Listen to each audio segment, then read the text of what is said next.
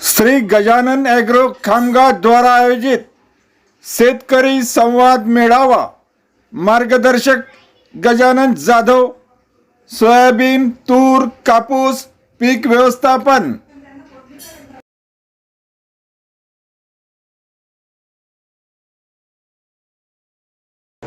9305 उभाट मारणारे जात आहे. एकरी 30 ते 35 किलो बियाणं वापरायचं. 4 दाण्याच्या शेंगा 20 ते 25% असतात आणि 95 दिवस तिचा कालावधी आहे. म्हणजे 335 पेक्षा 5 दिवस लवकर आहे. केडीएस 726 115 ते 120 दिवसाचा कालावधी म्हणजे 335 च्या नंतर जवळपास 20 दिवस लागतात तिला. याचा अर्थ असा की ऑक्टोबर मध्ये जर पाऊस पडला नाही तर हिला बागायती असल्याशिवाय किंवा संरक्षित सिंचन असल्याशिवाय ही जात घेऊ शकत नाही आणि तसंही तिची शिफारस फक्त बागायतीसाठी केलेली आहे. जर आपण विद्यापीठाचे डॉक्युमेंट्स पाहिले, कृषी विभागाचं जर पाहिलं तर ही 115 ते 120 दिवसात येणारी जात असल्यामुळं ही फक्त संरक्षित ओली किंवा बागायतीसाठी शिफारस आहे. दुसरं गोष्ट, हिच्या शेंगा जर योग्य वेळेत काढणी झाली नाही तर शेंगा फुटतात. जर मजूर मिळाले नाही तुम्हाला तर अर्ध सोयाबीन शेतात आणि अर्ध घरी. आता उन्हाळ्यात काही मंडळी लावलेलं आहे, त्याला 120 नाही, त्याचं काही उन्हाळ्यात 140 दिवस झाले तरी हिरवच आहे. रोज पाणी देते, पाणी देऊन देऊन परेशान झाले. शेंगा सुद्धा फुटतात. खाली हिरव्या शेंगा आहे, वरती वाळल्या आणि फुटणंही चालू झाले. या जातीचं चांगलं वैशिष्ट्य काय? खांद्या करणारी जाते, बियाणं कमी लागतं आणि कालावधी जास्त असल्यामुळे उत्पादन 335-9305 पेक्षा थोडं जास्त आहे. पण 2 दोष आहेत. पहिला दोष म्हणजे कालावधी जास्त आहे आणि दुसरा दोष म्हणजे शेंगा फुटतात. त्यामुळं तुम्हाला कोणती जात लावायची तुम्ही ठरवा. मी असं म्हणत नाही की 726 लावू नका किंवा 335च लावा, असंही म्हणत नाही. पण आपली जमीन कशी आहे, आपल्याकडे व्यवस्था आहे का, वेळेवर मजूर मिळेल का, काढल्या जाईल का, या सगळ्या गोष्टीनुसार आपण जातीची निवड करा. त्यानंतर सोयाबीनच्या 2 नाजूक अवस्था असतात, फुलोरा अवस्था आणि दाना भरण्याची अवस्था. याच्यात बिलकुल ताण पडू देऊ नका. याच्यात जर सोयाबीनला पाण्याचा ताण पडला तर उत्पादन घटतं. तुम्ही जर इथून वरती गेलात चिखलीपासून पुढे, चिखली, देऊळगावच्या मेघर, लोणार तिथं जर गेले ना तर तिथं पावसाळ्यात पण सोयाबीनला पाणी देतात. पाऊस असेल तरी सुद्धा पाणी देतात, म्हणजे ताण पडून देत नाही. जर या अवस्थेमध्ये सिंचनाची व्यवस्था असेल, पण आपली कशी गडबड असते, आपली मोटर झालेली असते हिवाळ्यात पण, उन्हाळ्यात त्याचं केबल चोरी गेलेलं, नाही तर स्टार्टर जळालेलं, नाही तर रिले खराब झालेला, मग ती जोडदार करता करताच आपल्याला 8 दिवस लागतात. तोपर्यंत वरचा पाऊस येऊन जातो. असं करू नका, सगळं रेडी करून ठेवा. म्हणजे जर पाण्याचा ताण पडला तर लगेच तुम्हाला पाणी देता आलं पाहिजे. त्यानंतर सोयाबीन मध्ये ज्या किडी येतात त्यामध्ये मी सांगितलं तुम्हाला, खोडकिडा आणि चक्रभुंगा सगळ्यात महत्वाची कीड आहे. दुसरी कीड आळ्या. आळ्यामध्ये 3-4 प्रकारच्या आळ्या आहेत. एक उंटाळी आहे, उंटासारखी पाठ करून चालते, ती उंटाळी. केसाळ आळी. या आळ्या मारायला सहज सोप्या आहेत, फार जास्त महागडं कीटकनाशक तिथं वापरण्याची गरज नाही. साधा आपला क्लोरोसायपर किंवा इमामॅक्टिन जरी वापरला तरी कंट्रोल होतात. पण कंट्रोल करायला कठीण आळी आहे, तिचं नाव आहे तंबाखूची पानं खाणारी आळी, स्पोडोप्टेरा लिटुरा. ती कठीण का आहे? ती दिवसा मातीत लपून बसते आणि रात्री येऊन पानं खाते. आपण फवारा काही रात्री करत नाही, त्यामुळे 50-60% कंट्रोल होते, 30-40% तशीच राहते. तर त्याला कंट्रोल करण्यासाठी आपल्याला 2 औषधाचं मिश्रण करावं लागेल. एक पोटविष आणि एक गॅस ऍक्शन असलेलं क्लोरोसायपर आणि इमामॅक्टिन, असं मिश्रण करून तुम्हाला घ्यावं लागेल. फवारणीवरचा खर्च जो आहे तो तुम्ही नियंत्रित ठेवू शकता. काही मंडळी पहिला फवारा कोराजन, दुसरा कोराजन, तिसरा कोराजन, पहिल्यापासून शेवटपर्यंत कोराजन. आपल्या पिकावर फक्त आळीच येत नाही हे लक्षात ठेवा. त्याच्यावर खोडकिडा चक्रभुंगा येतो, त्याच्यावर पांढरी माशी, तुडतुडा सुद्धा येतो सोयाबीनवर. त्या कोराजनला ती पांढरी माशी मारणार नाही, तुडतुडा मारणार नाही, फक्त आळी कंट्रोल होईल. खोडकिडा चक्रभुंगा सुद्धा कंट्रोल होणार नाही. त्यासाठी कीटकनाशक हे योग्य कीटकनाशक वापरा. काही मंडळी बुरशीनाशक खूप महागडे बुरशीनाशक सोयाबीनवर वापरतात. विचारलं तर म्हणजे दाना मोठा होतो, म्हणजे बुरशीनाशक आणि दाना मोठा होतो. बुरशीनाशक आणि दाना मोठा होत असतो का? काही मंडळी म्हणते नाही हिरवगार पडतं सोयाबीन. मग हिरवं पडतं तर युरिया फवारा 100 ग्रॅम. एवढं महागडं बुरशीनाशक कशाला फवारा? फवारणी करताना आपण काय करतोय, कशासाठी करतोय, आपल्याला जे दिसतं ते संकट आणि जे दिसत नाही ते सुद्धा संकट आपलं कंट्रोल व्हावं. पांढरी माशी येलो मोझॅकचा प्रसार करते. सोयाबीनवरची पांढरी माशी येलो मोझॅक आणि लीफ कर्ल मोझॅक तुमच्या भागातलं मागच्या 4-5 वर्षापासून जे उडीद खूप चाललाय त्याचं कारण आहे लीफ कर्ल मोझॅक. बेंडक्या रोग, बेंडक्या म्हणता ना तुम्ही, बेंडक्या, तो सोयाबीनवर सुद्धा येतो. त्याचा प्रसार करते पांढरी माशी. त्यामुळं आपल्या शेतात नेमकी कीड कोणती आहे, रोग कोणता आहे याचा आपल्याला प्रादुर्भाव जाणून घेऊन त्याच्यानुसार आपण कीटकनाशक, बुरशीनाशक हे वापरायचे. तर मंडळी या पद्धतीनं सोयाबीन व्यवस्थापन आपण केलं तर नक्कीच मी जे 4-5 गोष्टी तुम्हाला उत्पादन वाढीच्या सांगितल्या, 2 ओळीतलं अंतर आपल्या जमिनीनुसार आणि जातीनुसार ठेवा. एकरी बियाण्याचं प्रमाण तुमच्या जातीनुसार ठेवा. बीबीएफ पद्धतीनं पेरणी करा. गरजेनुसार रासायनिक खत कोणतं वापरायचं आपल्या जमिनीत त्यानुसार रासायनिक खत वापरा. खोडकिडा आणि चक्रबुंध्याचं नियंत्रण करा. या पद्धतीनं जर आपण सोयाबीनचं व्यवस्थापन केलं, आपण घेताय ते कमी नाही, एकरी 10-12 क्विंटल पर्यंत तुम्ही उत्पादन 13-14 पर्यंत गेला, पण अजून त्याच्यामध्ये उत्पादनात या पद्धतीमुळं वाढ होऊ शकते. काल आम्ही परभणीला कार्यक्रमामध्ये एका शेतकऱ्याने सांगितलं मला 22 क्विंटल सोयाबीन पिकलं इथे.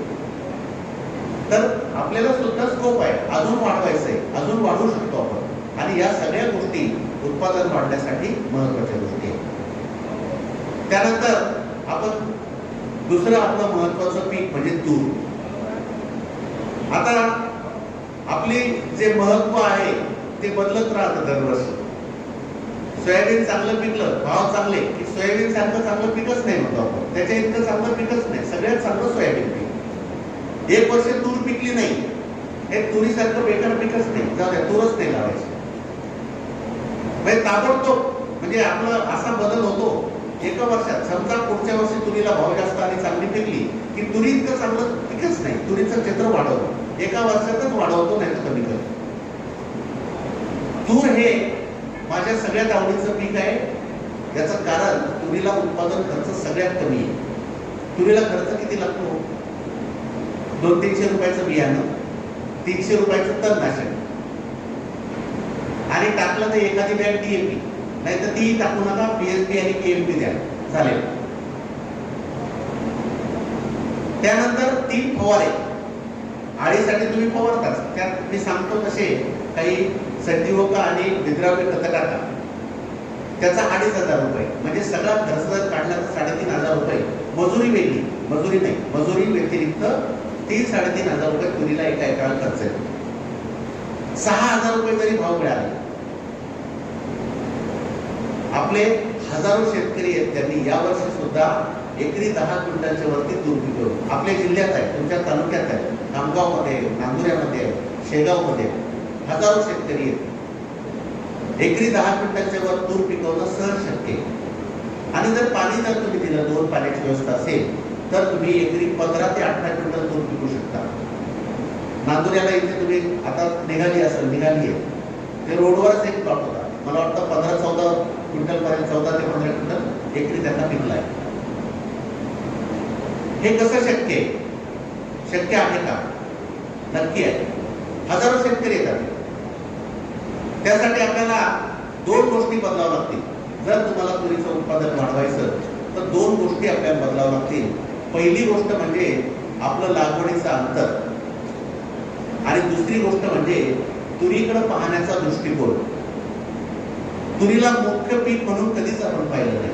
आपलं लाडकं कापूस, आता गुलाबी बोंडाळी म्हणून जरा ना आवडतं झालं, नाही तर आधी कापूस, मळ्याच्या रानात चांगल्या शेतात कापूस. आता सोयाबीनवर सध्या बरं आहे. सोयाबीन, तूर कुठं पेरली, सोयाबीन मध्ये टाकली, चिमणात टाकली, पानमसनात टाकली, बरडात टाकली, तर त्याला हलकट सारखं आपलं इकडे टाकलं तिकडे टाकलं, कसं पिकणार आहे? त्याला मुख्य पिकाचा दर्जाच कधी दिला नाही. सगळ्यात चांगलं पीक आहे, सगळ्यात जास्त नफा देणारं पीक आहे. मी तुम्हाला सुरुवातीला सांगितलं उत्पादन आणि उत्पन्न, एकरी नफा वाढवा. तुम्ही जर हिशोब करायला लागले तर नक्कीच तुम्ही मोठ्या क्षेत्रात तुरीची लागवड करा. थोडेसे संकट आहे, त्याच्यावर मात करू शकतो आपण, त्याला पर्याय आहे. मर लागते, मरीसाठी औषध आहे. तर तूर पेरताना सगळ्यात पहिली गोष्ट जात कोणती पेरायची. तुरीची जात फार महत्वाचं आहे. लवकर येणारी जात आहे मारुती. तुम्हाला बियाणं कोणी फुकट जरी दिलं तरी लावू नका. बियाणं समजा कोणी फुकट जरी दिलं ना तर मारुती लावू नका. एवढा त्याचा विरोधक आहे मी. याचं कारण इतक्या मोठ्या प्रमाणात ही जात मर रोगाला बळी पडते, उबळते. आणि दुसरं कारण वांग रोग. सगळ्यात जास्त वांग रोग या जातीवर येतो. स्टेरिलिटी मोझॅक यावर्षी पाहिलं असेल तुम्ही, काही झाडाला फुलंच नव्हते, शेंगाच नव्हत्या आणि पानं बारीक बारीक गुंछ झाले होते. तो आहे वांग रोग. पण हे याच्यावर तर येतेच, पण हिच्यामुळं दुसऱ्या जातीला सुद्धा परिणाम होतो. त्यामुळं फुकट जरी बियाणं दिलं तर मारुती लावायचं नाही. आपलं बुस्टरचं बियाणं आहे, पण मी कधीच लावा म्हणत नाही. ज्या लोकांना माहित नाही ते लावतात विचार. आम्ही त्याला विरोधच करतो, मारुती लावू नका. दुसरी चांगली जात आहे चारू, अंकुरची चारू लाल तुरीमध्ये. आणि त्याच्याही पेक्षा चांगली जात जर तुम्ही म्हटलं तर ती आहे 716, BDN 716. सगळ्यात चांगली जात, मध्यम कालावधी आहे, मर रोगाला सहनशील आहे. मर रोग याच्यावर नाहीच्या बरोबर फक्त पाणी साचलं किंवा फायटोप्थेरा ब्लाइट आला तर मर येईल. मूळभूत याच्यावर येत नाही.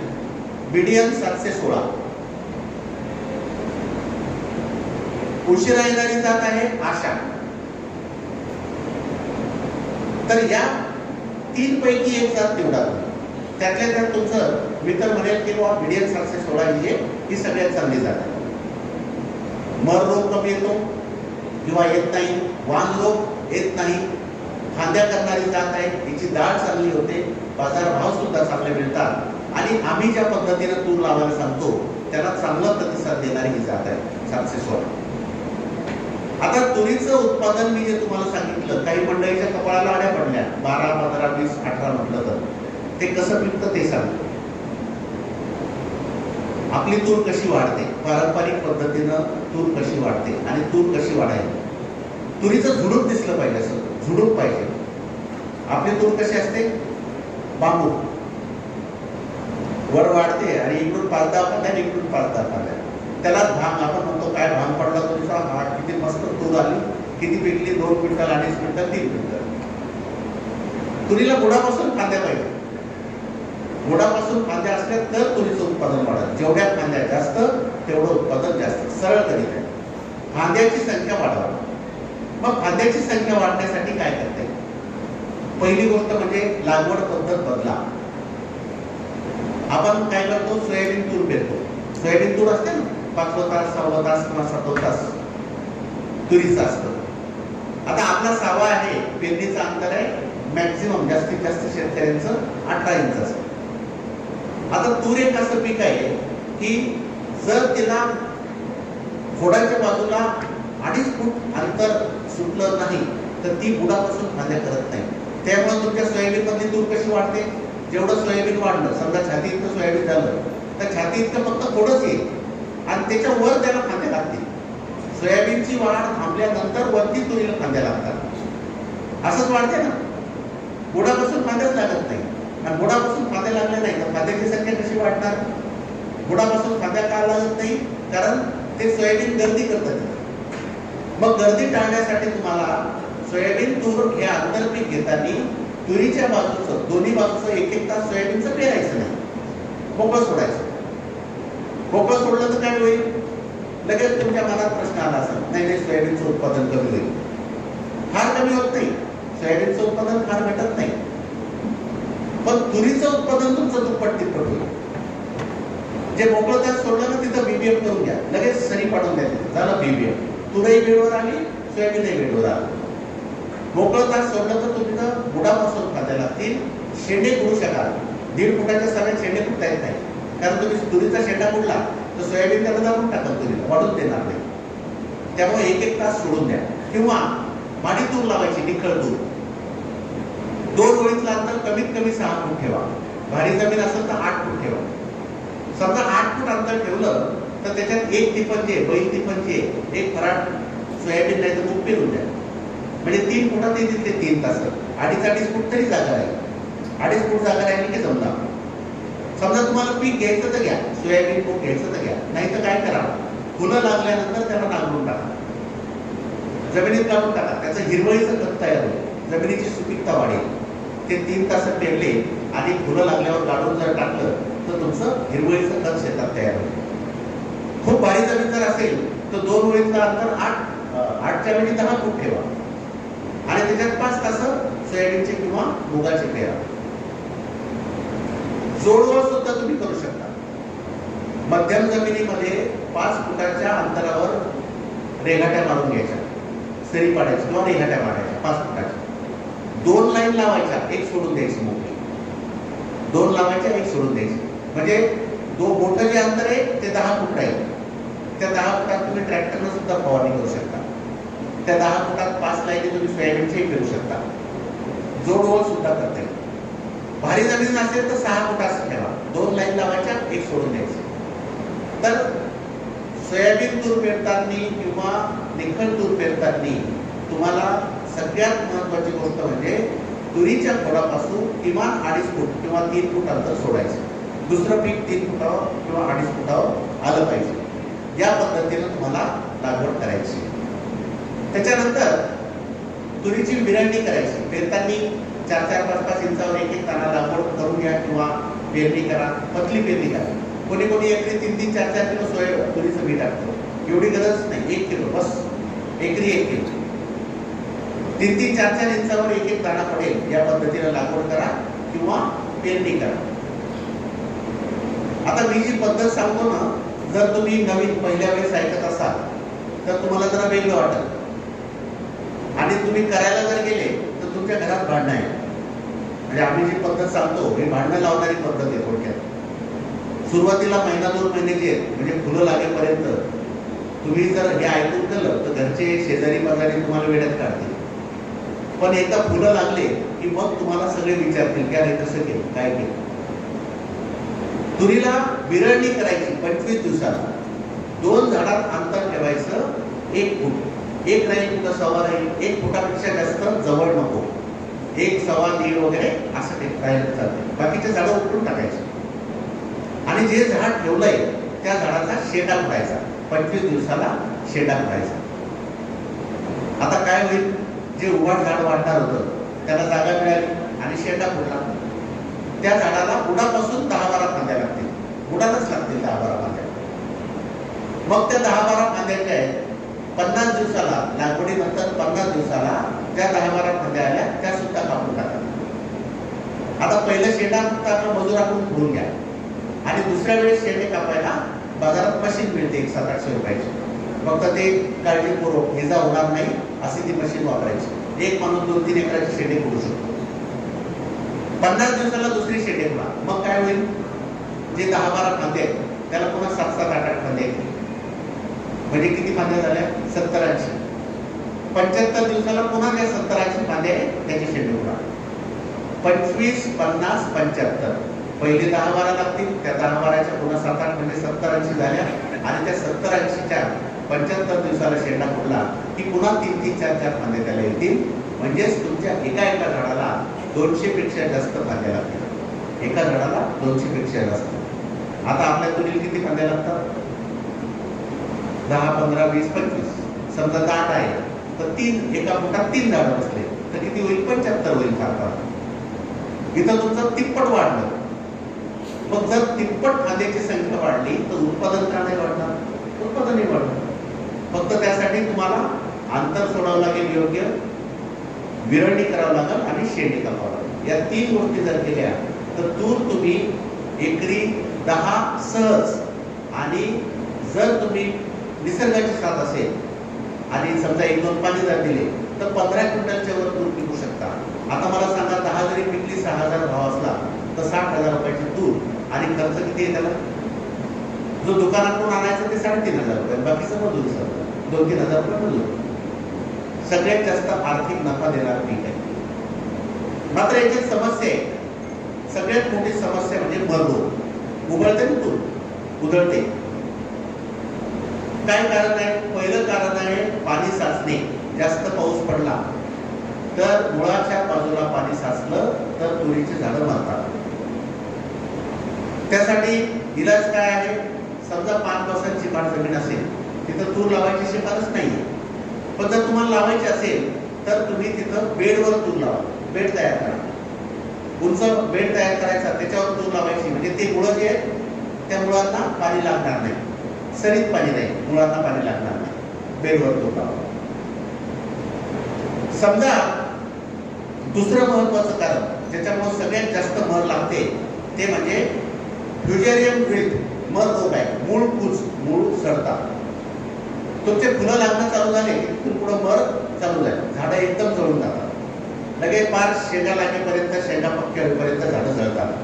त्याचं कारण आहे मूळ कूच, मुळं सडून जातात जमिनीत. ती बुरशी आहे जमिनीमध्ये, प्रत्येक शेतात बुरशी आहे. तुमचा हरभरा जो जळतो तो त्या बुरशीमुळे जळतो.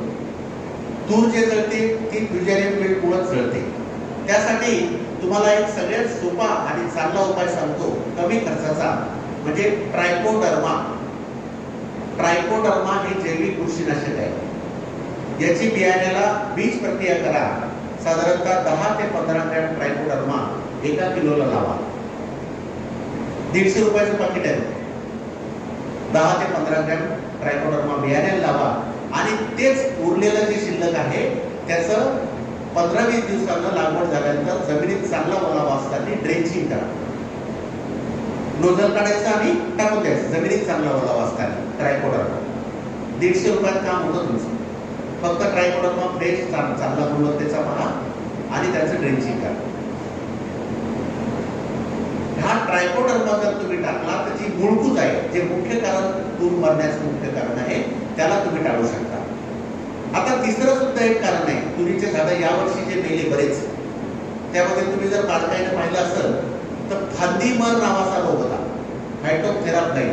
फांदी मरत होती, खालचं बुड हिरवं होतं, खोड हिरवं होतं आणि फांद्या मेल्या. पहिले एका झाडाच्या 2-3 मेल्या, नंतर 2-4 दिवसात 2-3, नंतर सगळं झाडच मरून गेलं. तो रोग आहे फांदी मर, फायटोथेराप्लाइड. त्यासाठी बुरशीनाशकाचा फवारा जर आला तर तुम्हाला, आता तुम्हाला नंबर दिलाय मी कस्टमर केअर आणि YouTube चॅनलचं नाव सुद्धा सांगितलंय, व्हाईट गोल्ड ट्रस्ट. त्याच्यावरचे व्हिडिओ पहा. तुम्हाला जे जे संकट येईल ते तुमच्या शेतात तुम्हाला चक्कर मारल्यासारखा तो व्हिडिओ पाहिला की समजेल. तुम्हाला जी जी अडचण आहे, तुमच्या शेतातली काय अडचण आहे ती आम्ही तिथे तुम्हाला माहिती देऊ. तो ब्लाईट आला तर काय फवारायचं ते तुम्हाला सांगू. मर रोग. त्यानंतर सगळं चांगलं झालं, पण अजून एक खूप मोठं संकट आहे तुरीवर, ते म्हणजे धुवारी. धुवारीमुळं शेंडे जे आहेत ते मोकळे होऊन जातात. त्याच्यावरचे फुलं, कळ्या, बारीक चलप सगळे जळून जातात. शेंडा 4 इंच 6 इंच 1-1 फुटापर्यंत शेंडे जळून जातात. यावर्षी धुवारीनं बरंच नुकसान केलं. धुवारी कधी येते? पाऊस पडल्यानंतर, पावसाळा संपल्यानंतर जो पाऊस पडतो, तो पाऊस पडल्यानंतर दुसऱ्या दिवशी धुवारी येते. त्यासाठी एकच थोडासा गावरान इलाज आहे, बाकी त्याला रामबाण इलाज अजून काहीच नाही. धुवारी यायचा अंदाज असेल तर रात्री शेतात धुपट करणे. धुपट करायचं. आपलं सोयाबीनचं कुटार, त्याच्यात काही लिंबाचे डल्ले टाकायचे, द्यायचं पेटून. रात्री धुपट जर झालं, शेताच्या वर त्याचं कव्हर जर झालं तर मग तिथं धुवारीला 40-50% वाचू शकतो, त्याच्यापेक्षा जास्त नाही. धुवारीपासून संरक्षण करा. त्यानंतर तुरीला आणि हरभऱ्याला, तूर आणि हरभऱ्याला पाणी व्यवस्थापन. पाणी कधी द्यायचं, कधी द्यायचं नाही ते महत्वाचं आहे.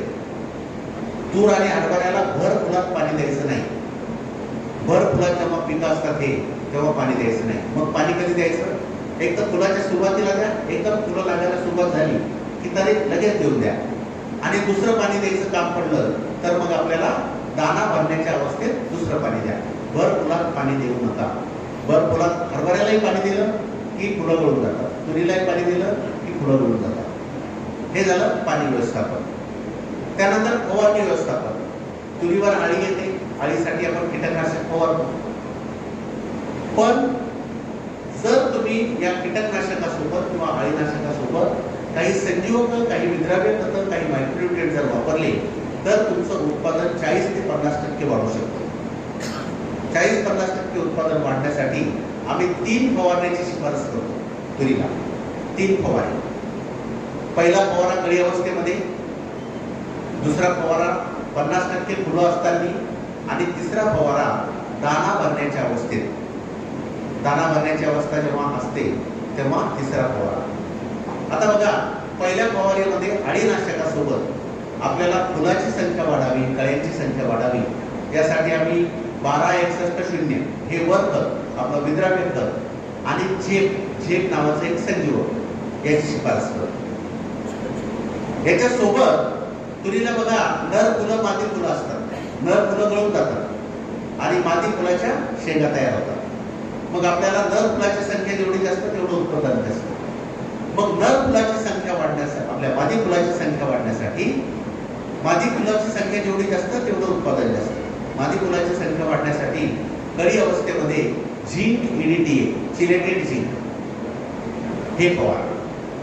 दुसरा फवारा परागीकरण चांगलं होण्यासाठी बोरॉन आणि अळीनाशक घ्या.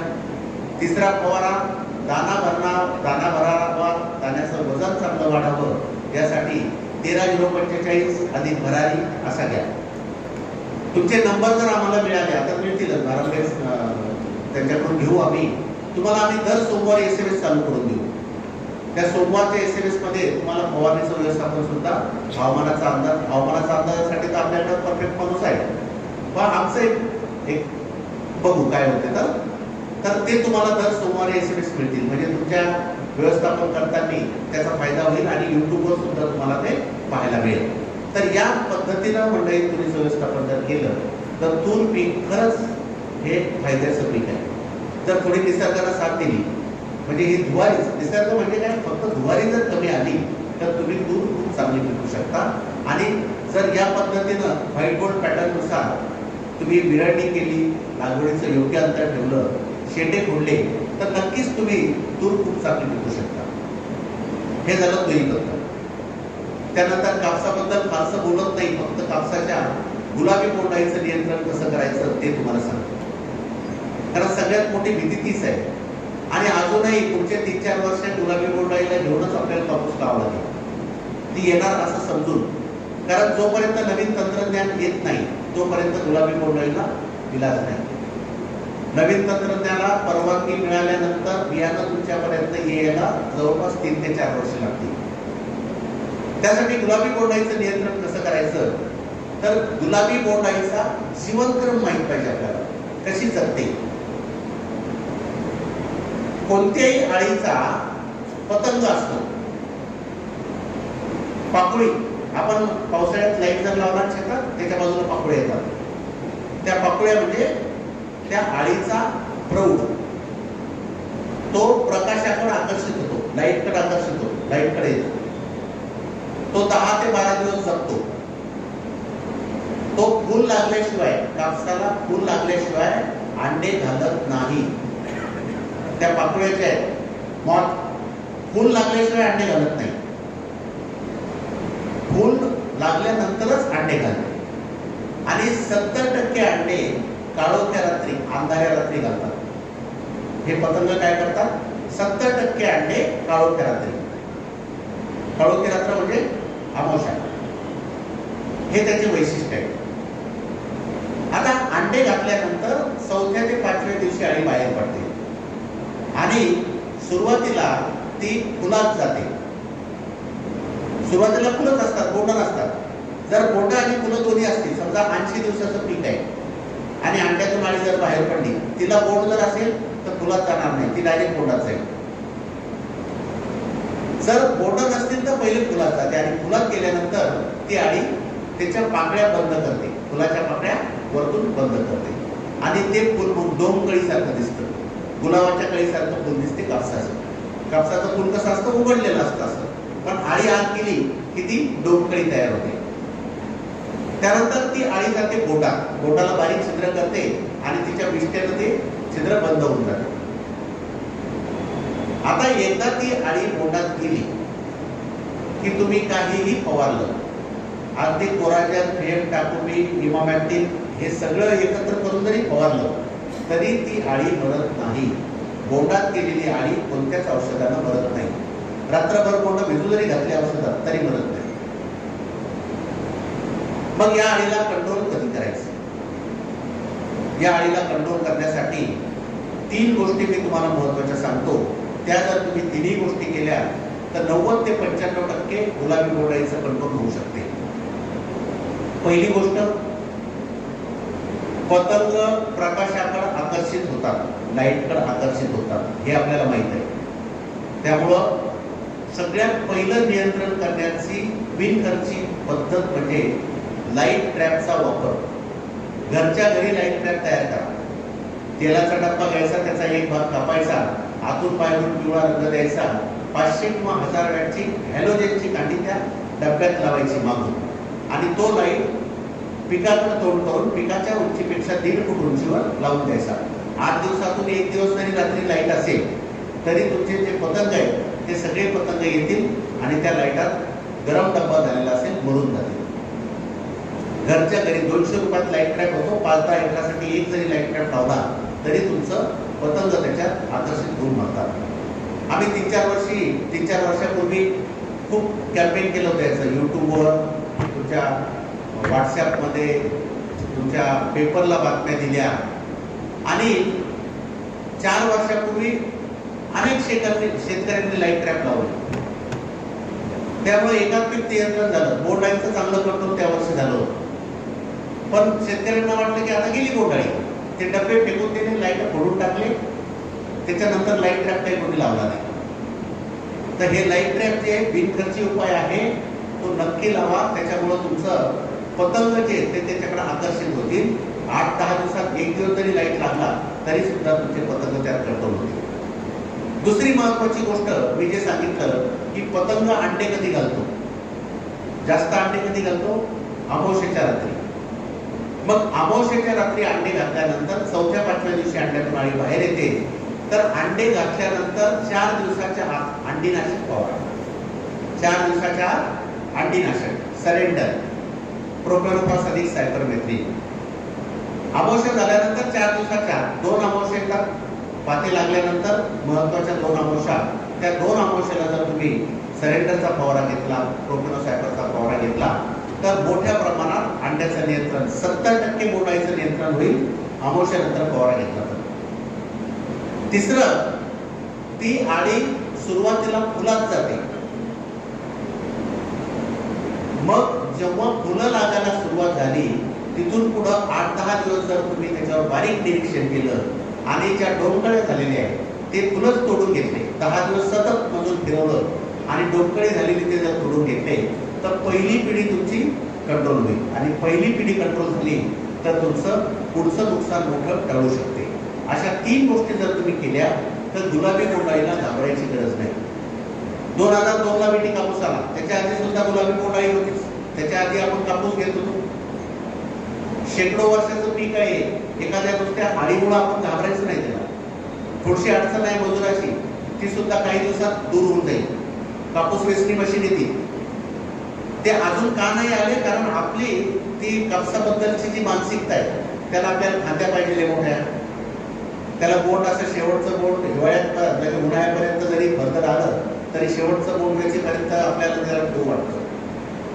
आणि मशीन जे आहे ते 1 टाइम हार्वेस्ट, म्हणजे एकाच वेळेस सगळे बोंड फुटतात, वेचून घेणार, संपला विषय. लगे हरभरा पेरायला मोकळे होतो त्याच्यावर. असं आपलं सुद्धा संशोधन चालू आहे. 0 मोनोपोडिया 1 टाइम हार्वेस्ट, म्हणजे त्याला गळ कधीच नाही येणार आणि एकाच वेळेस बोंड मॅच्युअर होतील. असं बुस्टरचं बियाणं तुम्हाला येत्या 2-3 वर्षात, 4 वर्षात ते मिळेल. आणि तोपर्यंत मशीनचा सुद्धा विकास झालेला असेल, वेचणी मशीनचा. बुस्टरचा असं कापसाचं बियाणं तुम्हाला 3-4 वर्षामध्ये आम्ही उपलब्ध करून देऊ.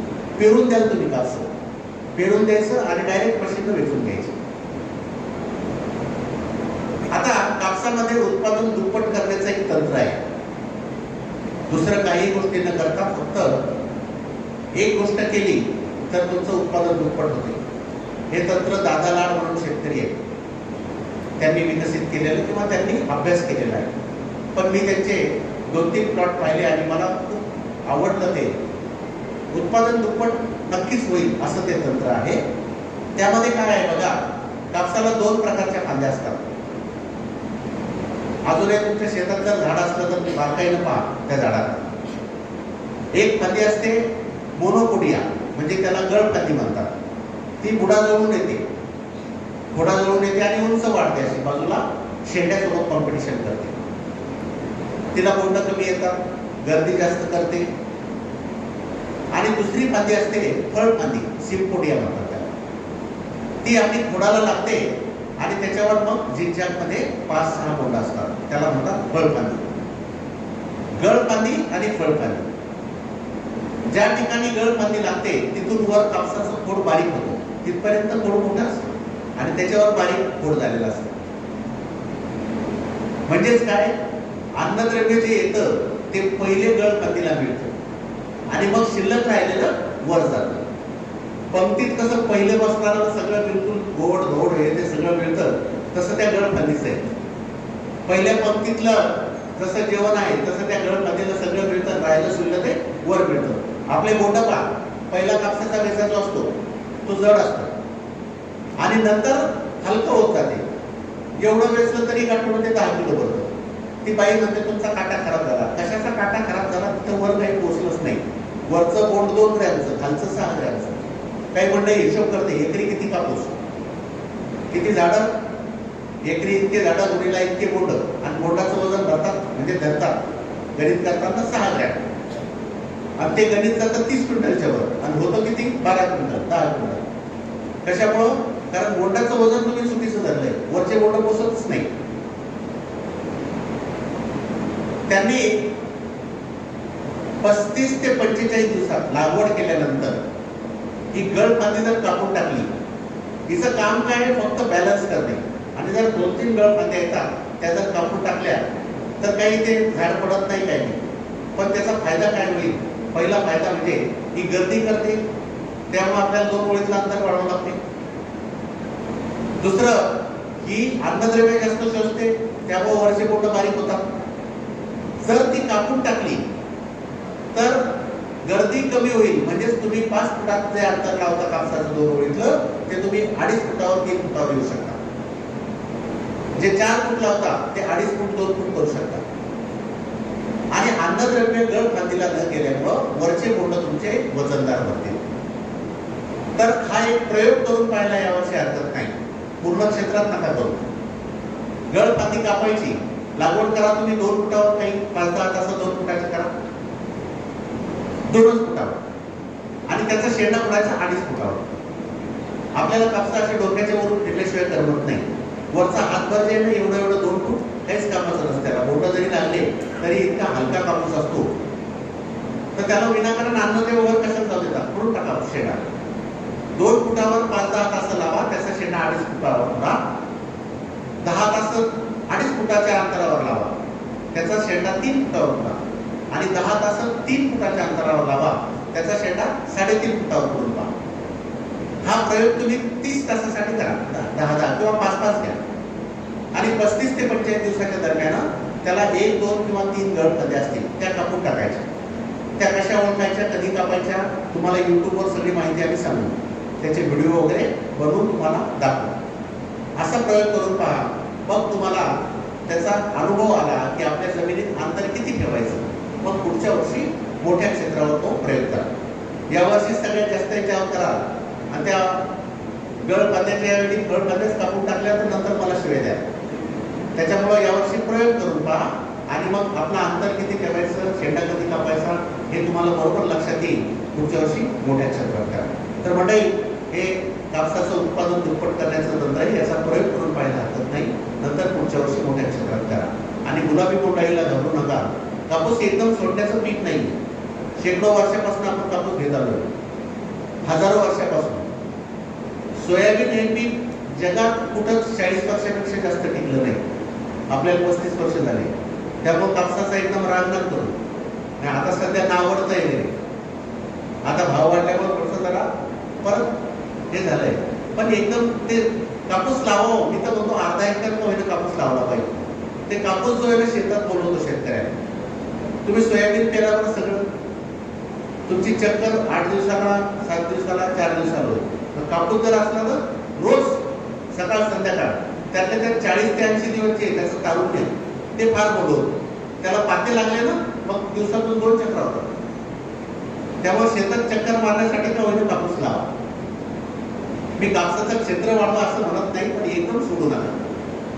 तर मंडळी, हे सगळे 3 पिकांबद्दल मी सांगितलं. तुमचे काही शंका प्रश्न असतील तर आपण नंतर चर्चा करायची, आताच करू शकता. मला खूप आनंद वाटला. खरंच कृषी केंद्रांना असा उपक्रम मी पहिल्यांदाच पाहिला, एवढा मोठ्या प्रमाणात शेतकऱ्यांना बोलून. नाहीतर कृषी केंद्रवाले कशासाठी प्रसिद्ध आहेत मला नाही, पण हे जरा वेगळे, हे अपवाद आहे.